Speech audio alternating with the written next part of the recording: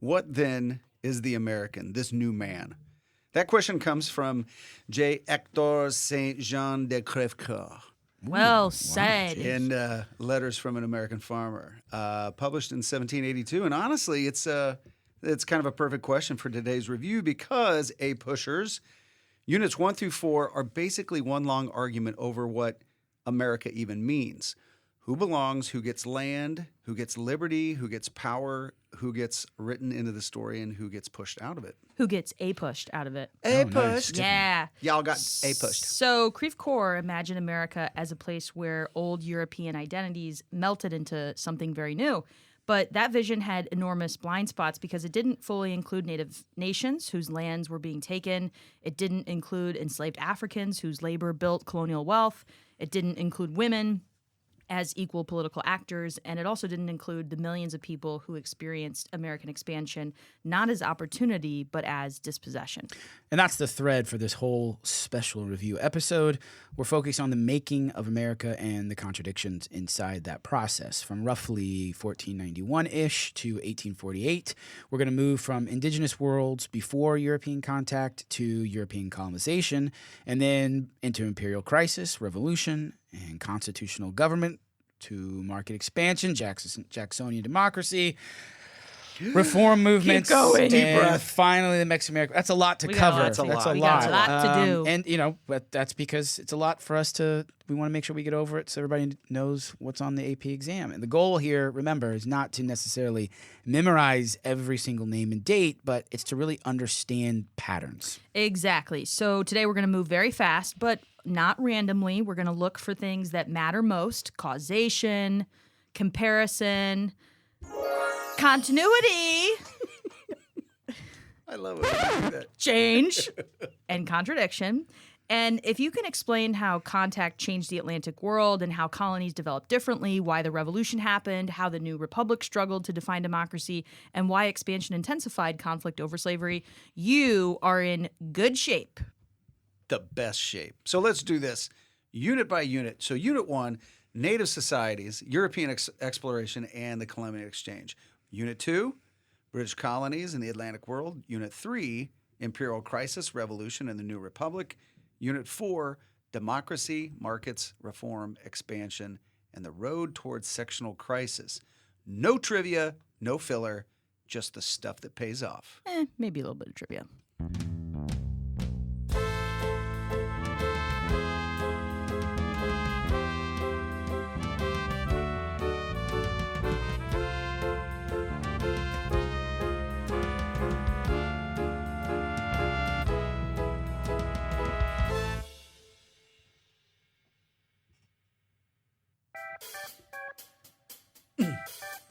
I'm back. That's right, yeah. We got the Keltner. I'm back. I'm back. A lot guys- of people had questions. It feels good to be back. You know what? It feels good to be out of the slammer. Whoa. You know what? Hey, Listen, we weren't going to reveal that. I mean, that was your secret. We weren't going to. I know it was a rough time, but yeah, you feel cleansed. No, Don't I you, feel kinda? I feel like a different person, Okay. and I feel energized. I'm ready to get everybody else ready for the AP test. Let's go. May 8th, VA Day, Victory over APUSH Day. Nice. And so I had to be back for this. So let's start with the most important correction. North America was not empty before Europeans arrived. Shocking. It was not waiting to be discovered. It was full of very diverse, complex native societies that adapted to different environments. And I think that's a real key of Unit 1, the adaptation to the environment. Right? In the Southwest, maize agriculture supported settled communities, irrigation and social organization. In the Mississippi River Valley, you had places like Cahokia and other Mississippian societies that built very large urban centers and trade networks. So these first two native societies are very sedentary. In the Northeast, you had groups like the Iroquois, Yes. Very good.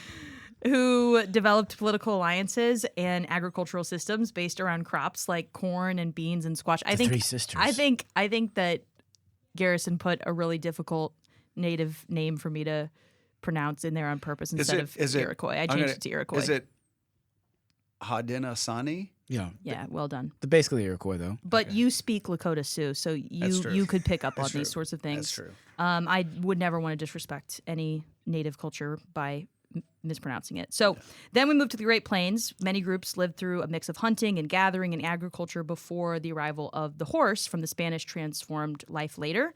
And then on the Pacific coast, you had abundant fishing and foraging supported permanent settlements.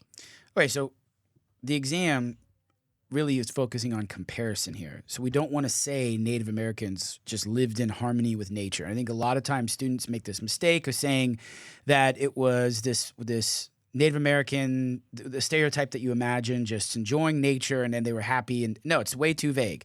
We need to say that Native societies adapted differently depending on geography, the climate, available resources, and trade networks. And really the College Board loves that because it connects these big themes like geography and environment to social development. Right. So then the Europeans arrive, and the world changes pretty violently. The European exploration is driven by competition among empires, new sailing. So that's mercantilism right there, guys. New sailing technologies, Christianity, commerce, and the search for wealth. Spain leads early, especially after Columbus and then the conquest of the Mexica and Inca empires. And the Spanish model is essential. So conquest, extraction, missions, encomienda, labor, and a racial caste system. Spain is not just exploring. Spain is, in fact, building an empire. And we should say Mexica is just the modern day way that we say Aztec. Aztecs. The Aztecs did not call themselves Aztec. Right. Yes, Right. true. The biggest development out of all of this is going to be the Columbian Exchange, the exchange of plants and animals, people, germs, and ideas that move across the Atlantic. Europeans are going to bring horses and cattle, pigs, wheat, sugar, but ultimately very deadly diseases. The Americas are going to send maize and potatoes, tomatoes. Potatoes, tomatoes. That's exactly what I was thinking. I thought you were struggling with that. I next am word. also because I don't want to. Yeah. Chocolate. Yeah, chocolate. Yeah. Yeah. But I wouldn't pronounce it cocoa. No, it'd be Cacao. Cacao. Yeah. Cacao. It's Cacao. like the Battle Hawks here in St. Louis. Oh, right. Cacao. And also silver into global circulation. So each side of the Atlantic contributing something else. But like I said, disease is the devastating part. Smallpox. What are you laughing at?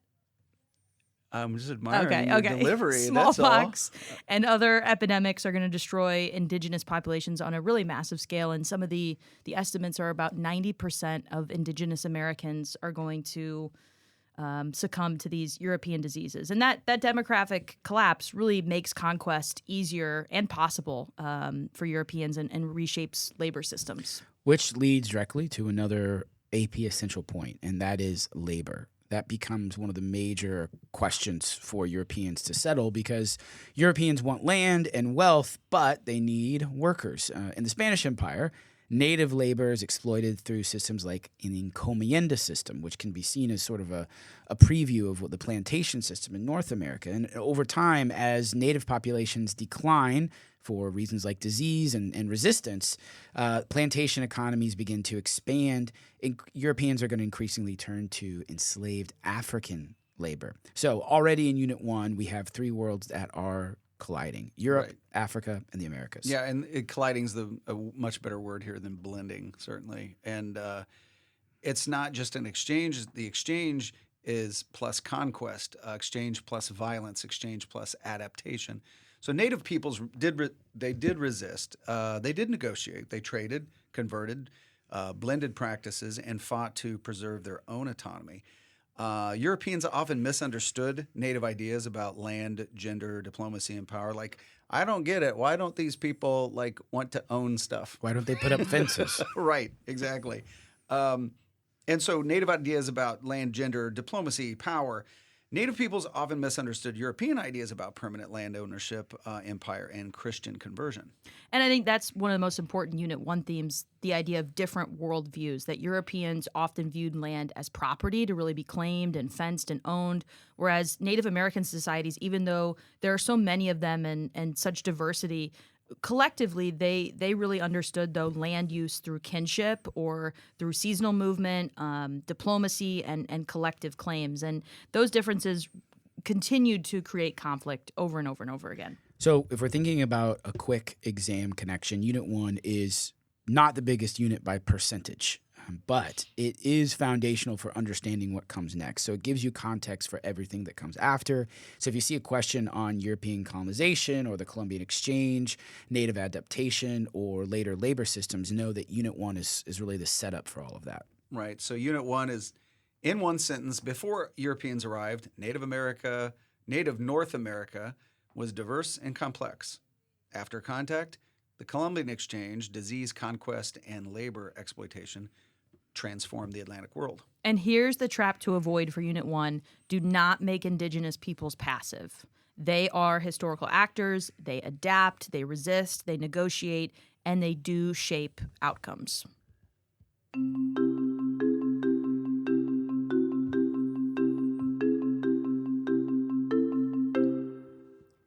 Unit 2. Here we go. So with Unit 2, we have Jamestown in 1607, first permanent English colony, and it runs to the eve of the French and Indian War. So it's a big unit here, covering a lot of ground. You okay? Yeah. Time in the slammer really took a toll. Yeah. Diphtheria. Well, when you're smoking 3 packs a day. Yeah, that's how you barter. That's how you exactly, trade. Exactly. So big unit. The question here is, what happens when these worlds collide? What kinds of colonial societies emerge out of this Atlantic world collision? And the answer is we get a pretty different one. Yes, different as in everything here is comparing Spanish, French, Dutch, British colonization. They all looked different. The Spanish emphasized conquest, extraction, conversion, and racial hierarchy. The French built a smaller settler presence and focused heavily on fur trade and alliances with native nations. The Dutch were commercially oriented, especially around trade. The British developed settler colonies with larger populations, permanent agriculture, and expanding land hunger.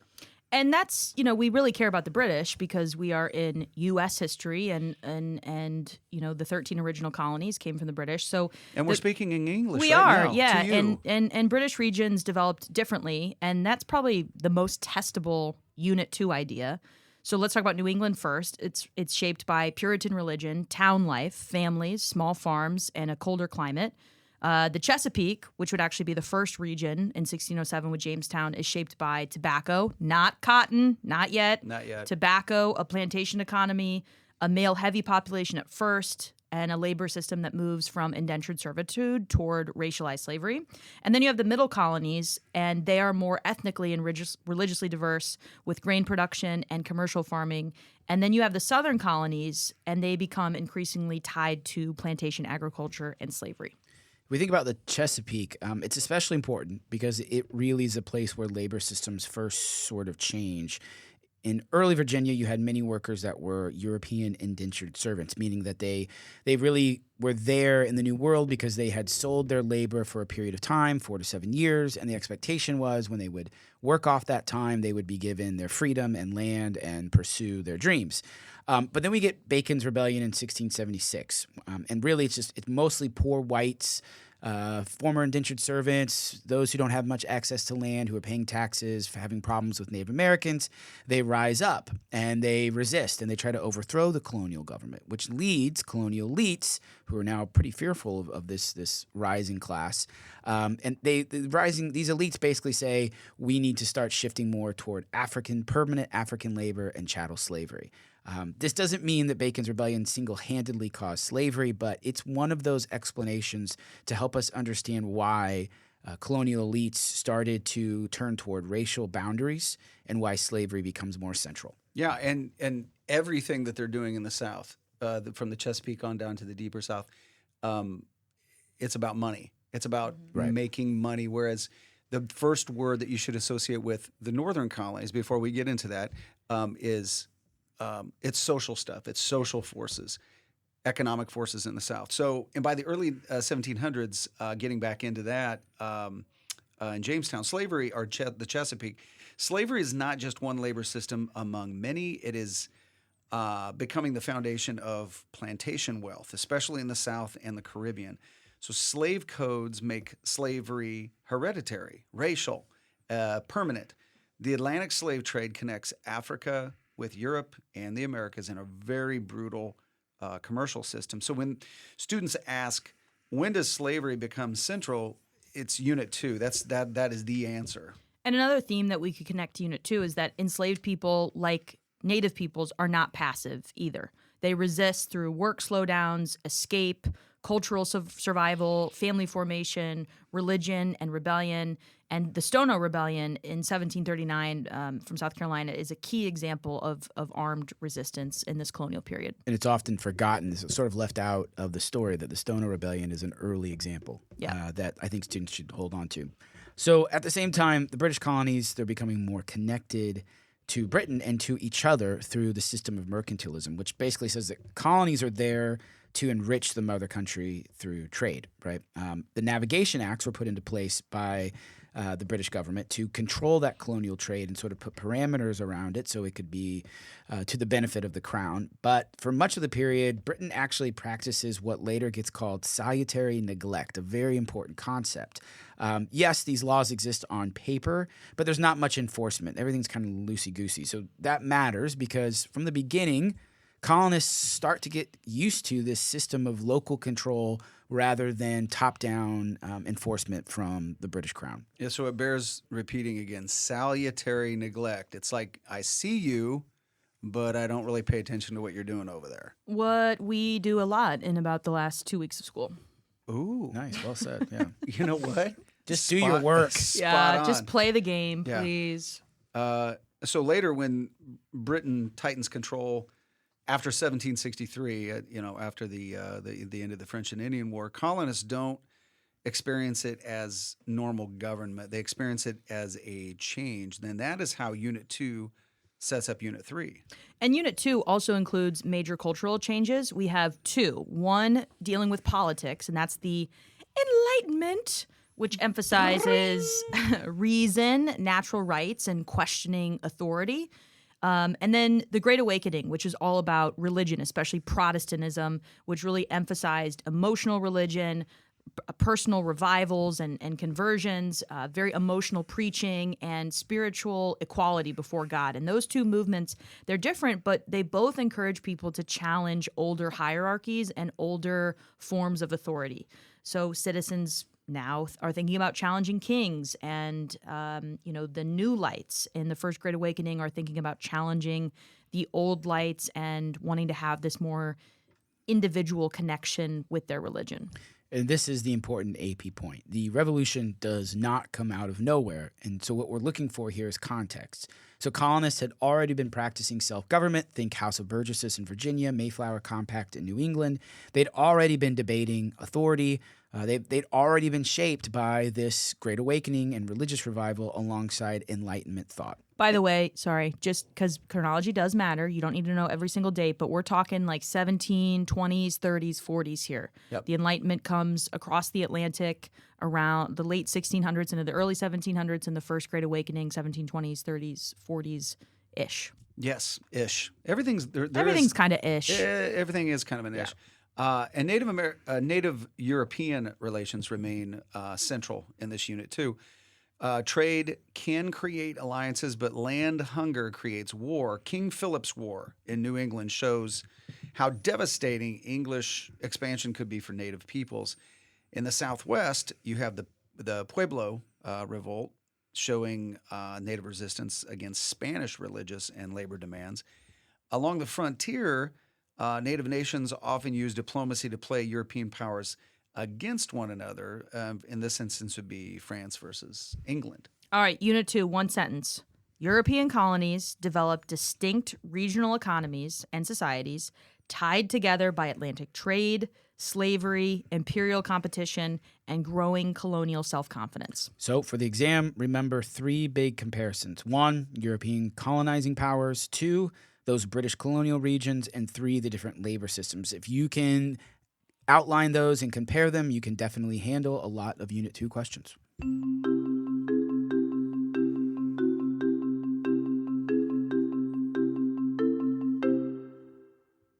Unit 3, Unit 3. 1754 to 1800. Let's go. Unit 3 is where the fuse gets lit.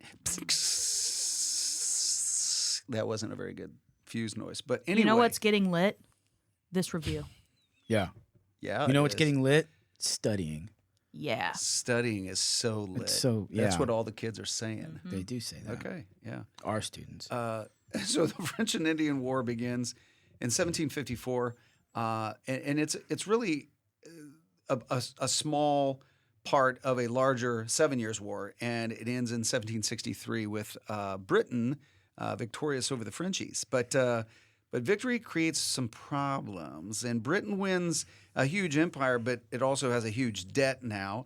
It now has to manage Western lands, native resistance, colonial settlers, many of whom are being turned on by things like the Enlightenment and the Great Awakening, going, "Hey, we're questioning your authority, bruh." You know, well, They totally said that. yeah, they did. So Britain starts trying to govern the colonies more directly. Yeah, colonists hate it. The Proclamation of 1763 limits white settlement west of the Appalachian Mountains. Then we get the Sugar Act, the Stamp Act, the Townshend Acts, the Tea Act, the Coercive Acts, all feeding into the belief that Britain is violating colonial rights. But we don't reduce the revolution to just taxes were annoying. The deeper issue is really sovereignty, right? Who has the power to govern the colonies? Is it Parliament? Is it colonial assemblies? Is it the king? Or is it the colonial people themselves? So this discussion and debate gives us the heart of the argument. Taxation without representation. As long as you can hold on to that thought, you'll be good to go, because it's not just about money, it's about political authority. Colonists are going to organize boycotts and protests, think about the Boston Massacre, committees of correspondence to unite colonial thinking, and eventually the Continental Congress to actually meet and discuss the future of the colonies. We have things like T-Paine's Common Sense, which helps push independence into the mainstream as people are starting reading these books and kind of thinking out loud about maybe this is something to be questioned. The Declaration of Independence turns colonial resistance into this universal argument about natural rights and government by consent. Happy 250 Declaration. Oh, wow. Yeah. man. Oh, coming up. We should have a special episode for that. Honestly, we should, and we will. Okay. We have so decreed it. That's a promise. Decreed. Decreed. But with all of that stuff going on, you get contradiction. The revolution speaks the language of liberty. You know, we're like, oh, they're treating us like we're slaves or something. And then they look around, they're like, oh, yeah, we have slaves too. So the slavery continues. It speaks of equality while women are excluded from formal politics. It claims native land while many native nations try to defend their own sovereignty. So the American Revolution is radical and limited at the same time. So that's the phrase that you guys should really remember: radical and limited. It can be both, right? Radical because it breaks monarchy, it creates a republican government, it expands ideas about rights, but limited because those rights are unevenly applied. Of course, the war matters, but we don't really need to get too deep into battlefield trivia as much as we may like some of that. We may want to. Someday, okay, we won't talk about Saratoga. But we'll mention it. So we just need to know the big pattern that the British had way more advantages in terms of money, especially they have the Navy, and they have a much larger professional army, while the American patriots have, yes, home field advantage and a lot of ideological commitment, although far from every single colonist was on board with what was going on here, and eventually, and crucially, foreign aid. Saratoga is... Yes! Yeah, Saratoga is the turning point here because this is a battle that helps convince the French to get into this war, recognize the colonies, and lend their navy. 1777. Yorktown is a victory that leads to British surrender. 1781. And eventually, the British and their colonists sit down at the Treaty of Paris. 1783. Where American independence is officially recognized. That's right. We're independence, y'all. Guess where Mr. Hill's from? Independence, Missouri. Okay. Yep. Right, exactly. So, Yep. but that was, you Yep. don't have a whole lot of time to just kind of sit on your laurels and go like, oh yeah, we're independent. We got, we can sit on the couch and eat Cheetos.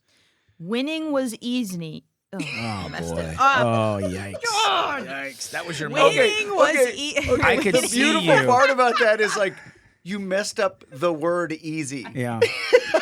But I could see you preparing to say Winning is easy, governing is harder. that. Right. Right. Speaking is difficult. Can be. Listening is difficult. So the hard part is, okay, now you've got everything laid out in front of you. Now you got to build a country. And so the Articles of Confederation create purposefully a weak central government because we knew what we didn't want, and that was a king. So no strong power to tax, no executive, no national judiciary. It can win independence, but it really struggles to govern. You have Shays' Rebellion that 1786.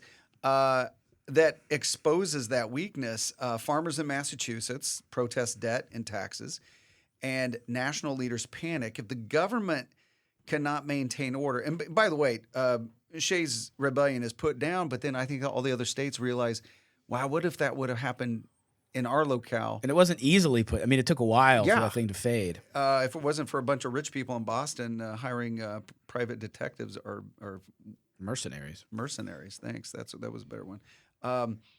So if the government can't maintain order, protect property, or respond to a crisis, maybe we need to tweak the system a little bit. It was the summer of 87.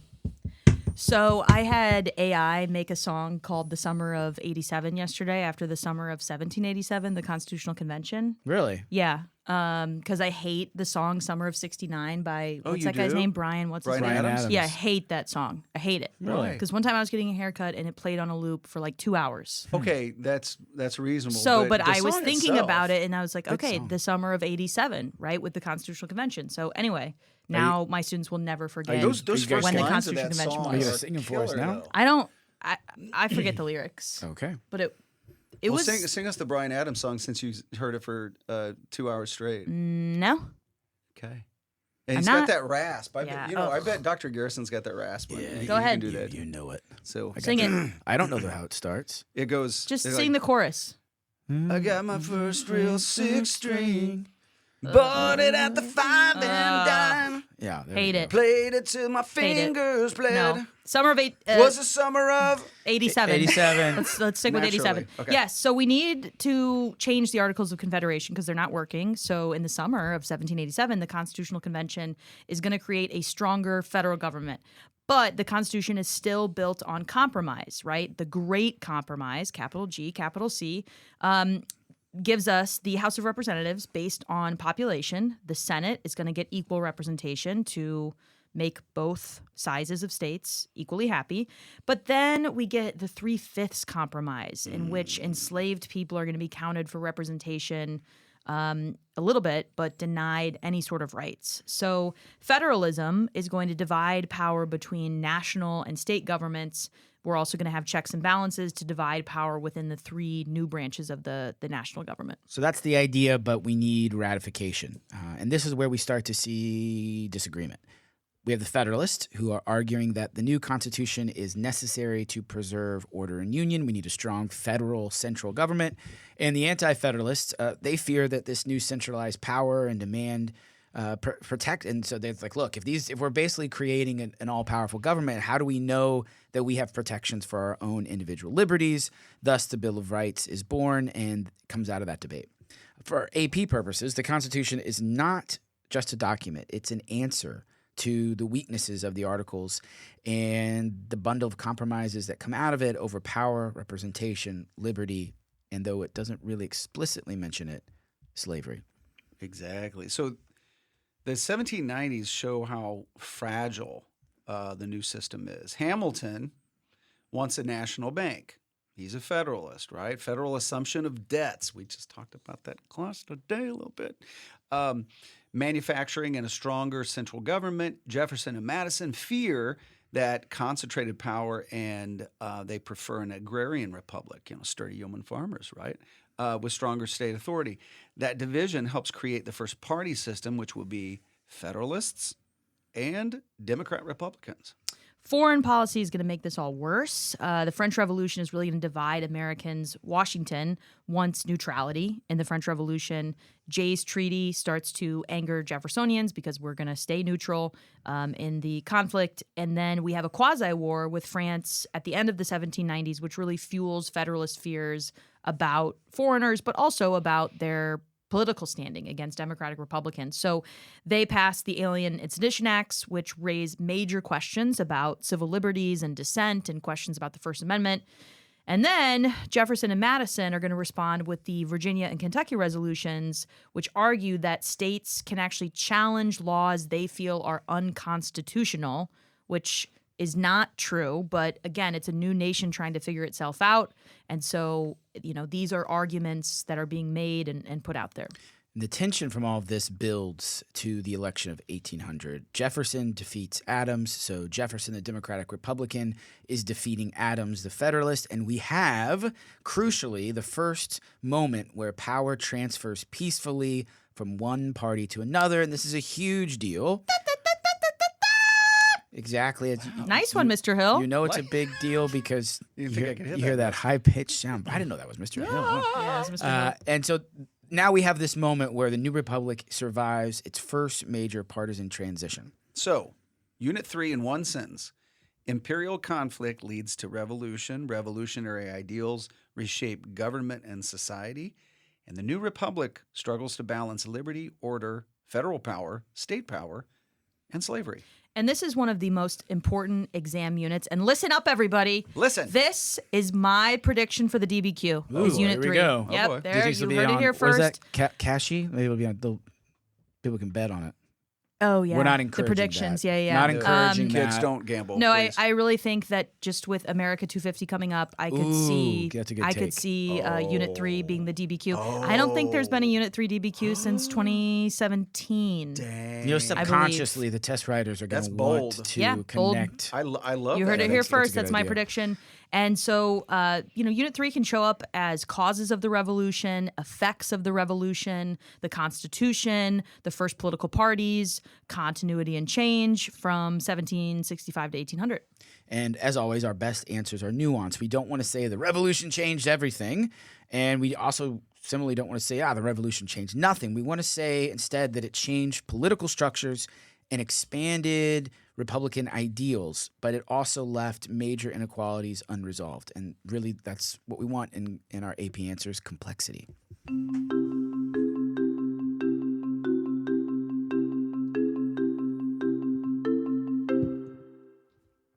Unit 4, 1800 to 1848. So Unit 4 is huge. Huge. If Unit 3 asks whether the U.S. can become independent and survive, Unit 4 asks what kind of nation it will become. And the answer is very complicated. It becomes more democratic for white men, more expansive territorially, more connected economically, more reform-minded culturally, but more divided over slavery. So let's start with TJ. Jefferson, election of 1800, as Dr. Garrison referenced earlier, it's sometimes called a revolution because it wasn't bloody, but power transfers peacefully from Federalist to Democrat Republicans. And the rest of the world, I think, was waiting for this experiment to implode at this moment, and it just didn't. Jefferson wants a smaller federal government, lower taxes, and an agrarian republic. Remember, sturdy yeoman farmers. But then he buys Louisiana from France in 1803, which dramatically expands federal power and doubles the size of the country. And kids, it wasn't really constitutional. And that's why this is such a great AP contradiction, because Jefferson says he believes in what's called a strict interpretation or strict construction of the Constitution, meaning you have to live within the words that are listed. But the Louisiana Purchase is really not clearly spelled out in the Constitution. So even though Jefferson had this very strong position, he has to stretch federal power when expansion is on the line. He sends Lewis and Clark out to explore that territory. The United States gains land, resources, and this is the beginning of great ambitions for Manifest Destiny. But Native nations are going to face increasing pressure. And the question of, okay, what do we do with all this new territory? As slavery expands, this question becomes more and more dangerous over time. And as always, foreign policy also matters. So we have the Embargo Act of 1807, which tries to avoid war with both Britain and France by cutting off trade with both of them, but it hurts American merchants, thereby really hurting Jefferson's reputation at the time. Then we get the War of 1812, which grows out of British impressment, British interference with American shipping, and conflicts involving native resistance in the West. The war is messy, but afterward, many Americans feel this surge of nationalism, which is very important, figuring out who we are. And the Federalist Party is going to collapse after the Hartford Convention. They really weren't supportive of the War of 1812. So then we get the era of good feelings, which is misleading. And Mr. Hill will tell you why. It's very misleading. Underneath that national pride, you see sectional tensions that are bubbling to the surface. You've got the American system associated with Henry Clay that is going to promote a national bank, protective tariffs, and internal improvements like roads and canals. And you guys, he's going to be in this newly emerging political party called the Whigs. And you guys, as the Federalists kind of died on the vine, a lot of their agenda pieces kind of show up in the Whig platform. The idea is to connect the economy, make it more of a national economy. But different regions see these policies differently. So the North tends to support tariffs and industry. The South worries that tariffs help manufacturers while hurt cotton exporters. The West wants transportation and land access. So the market revolution is going to come along as this major force that changes daily life. And it's all based on new transportation systems, national roads, canals that will connect previously difficult to navigate and maneuver rivers. But you get steamboats that make this possible, probably most importantly, the early versions of railroads. All of this connects producers and consumers. It makes it easier to get to the marketplace. Probably the best example is the Erie Canal, which lowers transportation costs and links Western farmers to Eastern markets, and that's incredibly important. An economic superhighway. Exactly. Please write that on your exams, and let's see if I get to grade it. Economic superhighway. Yes, and the telegraph is a superhighway of communication. See what I did there? Oh. Nice. And that's important because it's going to make communication so much easier between these very geographically spread out regions. Factories start to grow, especially in the North. Wage labor begins to become a daily fact of life in growing cities, and more people buy and sell in this new national marketplace. So this is not just new machines. We're really focused on transformation of transportation and how people work, how they travel, communicate, what they buy and sell, and how they imagine future opportunities. But the market revolution is also going to deepen inequality and regional difference. The North becomes more commercial and industrial. The old Northwest is going to grow grain and livestock. But the South is really going to double down now on cotton. Okay, we have the invention of the cotton gin in the 1790s, so no longer tobacco, now cotton, and with that, slavery. And so this is where that cotton gin really matters, right? Because it makes cotton production more profitable and helps expand slavery into the Deep South. So while the North is moving more in the direction of free labor and factories, the South is doing the opposite and expanding plantation slavery. So expanding, and I think this is a point of confusion for some students because they're like, oh, we have the cotton gin that could take the place of slaves. No. You still need lots of slaves picking raw cotton, and now you just have a more efficient way. You don't need them. People wanted them. Yeah, exactly. And so that's one of the biggest Unit 4 takeaways. Modernization does not mean slavery fades away. In the United States, economic growth and slavery will expand together. So real quick, let's hit politics, because by the 1820s and 1830s, democracy begins to expand for many white men as property requirements start to fall away. And when that happens, more people suddenly find themselves able to cast their ballot, to vote. And campaigning now all of a sudden becomes really essential because there's more popular, emotional, and organized politics, and these parties that start to emerge, they start to become more like institutions that people identify with and pledge their allegiance to. Andrew Jackson is the symbol of this era, so we call it Jacksonian democracy. Supporters see him as the champion of the common white man, but critics see him as dangerous, impulsive, and authoritarian. And this is another AP contradiction, right? That Jacksonian democracy, it expands political participation for white men while excluding women, Native peoples, and African Americans.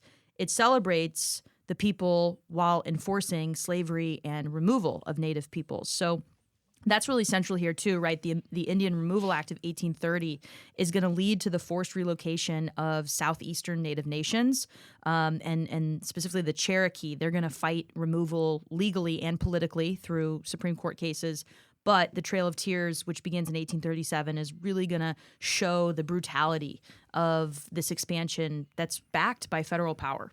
And so then there's the bank war.